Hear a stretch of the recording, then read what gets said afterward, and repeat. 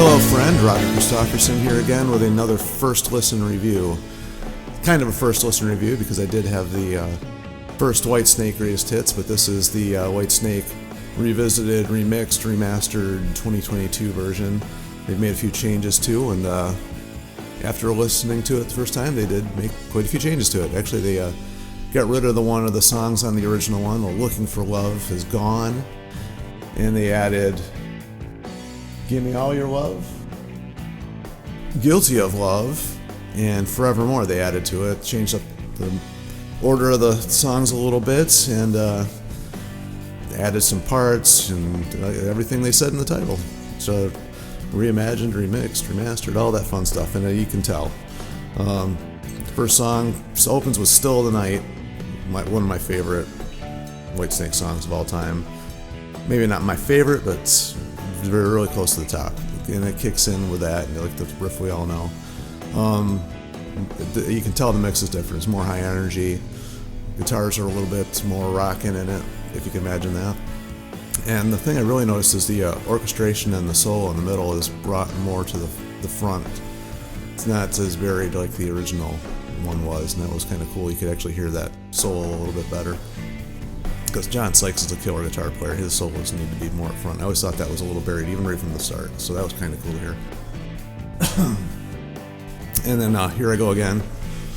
You know, everybody knows that song. It's been redone a couple times, and you could just feel the... they didn't really seem like they did much to this one, although I haven't read through all the liner notes, but in just a quick little note here, there's all kinds of liner notes, and it goes through why he decided these songs, how the writing process goes, who plays on each song, why he decided to change things on each one. Just a little overview of each individual song, and then the lyrics are at the end and anything. They actually, for a greatest hits album, they really went above and beyond with the liner notes, so it's a A+ there. And Is This Love? Third song, never been one of my favorites. Right from the start, never really cared for that one. It's actually written for Tina Turner. I don't know if a lot of people know that, but David was told, no, it's going to be on the album. We like it, you singing it, and that's how it kind of ended up on there. I think he actually goes over that in the liner notes as well. But yeah, it's a good song. I mean, good mix, I should say. It's still just a ballad. I don't know, something about this song. I never really got into it, but here it is. Anyway, and then. This was where they throw in Give Me All Your Love. And this one they did a lot of changes to. It's a little bit more up front with the guitars.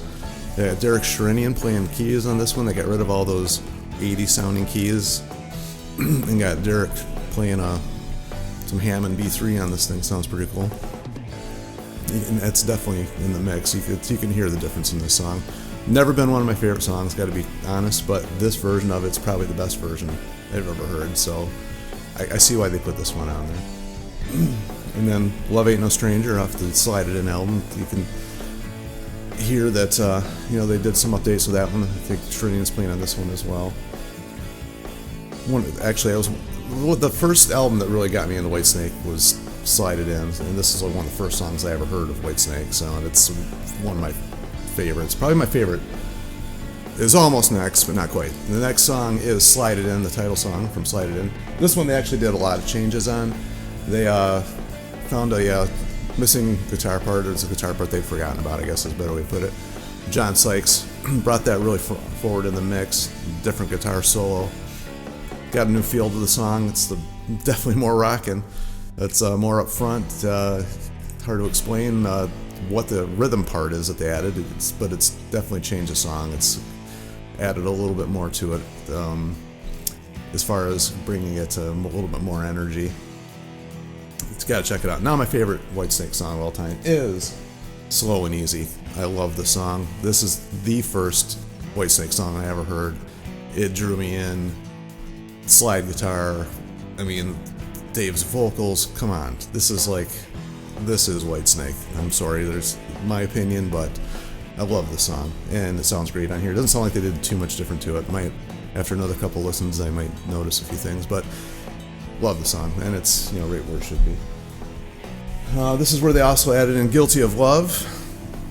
Haven't really read too much what they did with this one, but it's decent song. Never been one of my favorites. I could have probably lived without it on here, but they decided to add it in anyway, and there it is. And then Fool for Your Lovin' remixed. Just this is, I can't tell if this is the this is the newer version, and it sounds like they got Steve Vai's guitars mixed a little bit further back in the mix, and they did change that around a little bit. I did notice a difference on it. It's a good song. It's just one of those ones that's always take it or leave it. And this is the oddball one, I always thought, even on the original ones, where they added Judgment Day. Great song. Love the song. I don't know if it was ever a hit. Perhaps I'm wrong. Maybe it was a hit somewhere else that I don't know about, but I thought it was strange they didn't include, like maybe Sailing Ships, because I remember seeing that out as a video. Of course, they do have a few ballads on this, so maybe they just didn't want to add in too many of those.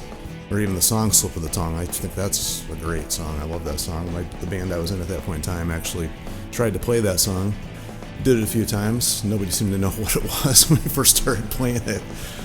We did do Still the Night quite a bit, and Here I Go Again. We ended up playing those quite a bit.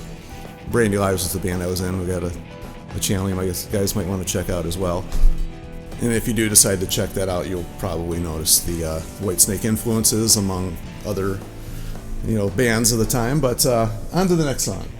It was The Deeper the Love, which is another ballad that they seem to do pretty well, aside from Is This Love, which I didn't care for. But this one is, I can deal with this one. It's a decent song. It's, got the classic David Coverdale love lyrics, which he was always pretty good at. He always said every single one of his songs is about relationships and love of some sort, even if it's kind of nasty at some times or kind of sweet at other times. He always seemed to do that pretty well, and that leads us right into the next song, Now You're Gone, which just happens to be another slower one. I guess Deeper the Love isn't quite a ballad, it's more of like a mid-tempo, but this one's definitely along the slower side. I remember seeing the video for this one. It was pretty cool, and we were thought about doing this song as well, but we already had enough for slower songs, so we decided to stick with the rock ones, and I'm glad we did, because I really enjoyed playing those songs. Didn't notice too much different. The last two songs, the mix is different. That's really all I noticed. And then we have Sweet Lady Luck, which was kind of a leftover of, I think, the Slip of the Tongue album, I believe. It's an okay song. It's cool to hear anything Whitesnake. Not really sure if it needed to be included on the Greatest Hits, but how the Greatest Hits albums a lot of times will just throw in some bonus songs or whatever. And it's probably why they did it on this one. Decent song. The thing I forgot to mention about Judgment Day as well, definitely mixed the Steve Vai guitar way back in the mix on that one, and got Adrian to record on that, because if anybody knows the story of that album, Adrian wrote all the songs, but then he hurt his hand and wasn't able to record, so that's how they recruited Steve Vai in, recorded all the guitar parts. So they actually brought in Adrian to record on this one, and you can definitely tell the difference. It's kind of cool, definitely hearing what Adrian sounds like playing. I would love to hear the rest of the album with Adrian putting in some guitar parts and just hearing what he actually would have done. Adrian Vandenberg has always been one of my top 5 guitar players. Even before I knew who Steve Vai, was, Adrian was up there. Just the way he plays, his style of soloing, just the feel he has for guitar. I've always loved him, and I actually got to meet him once, because not to brag, but I got to spend a little bit of time working for Whitesnake, did some grunt work, wrapping up cords and wires, and got to be on Whitesnake's stage that they played on. Met Adrian, met Steve Vai. Fortunately, I didn't get to meet the rest of the band, but I got to meet those two guys. It was really cool. So that aside, they actually have "You're Gonna Break My Heart Again" on here too, which is just another one of those songs. I don't really understand why it was on here, but here it is. It's an okay song. And then "Crying in the Rain," which was on the original. That was definitely more of a rock and mix on this one. All these songs, you can tell that they've really tried to make them a little bit more guitar and rock feel to them. So, cool song. I like the song. It's always been, up there in the rating of the songs that I prefer for the self-titled album. There's a few on there that it's not one of my favorite albums. It's a self-titled one is not one of my. I don't know why. That one gets so much praise. I mean, I'm probably gonna get lambasted for saying that, but it's not one of my favorite Whitesnake albums. But this is one of the better songs off that album. I'll say that. And then he ends with Forevermore, which is kind of a newer one that they added in. Good way to end the album. Nice, relaxed, chilling song. Overall, I will say that if you don't have this album and you're wondering why you should get it, some different versions of it. If you're a Whitesnake purist, you're going to want to have this one. It's got some different mixes, and the album overall has a feel like it's one album. It doesn't feel like it's sporadically picked from here and there, and the levels in the recording sounds are different. They actually mixed it so it sounds like it's a coherent album.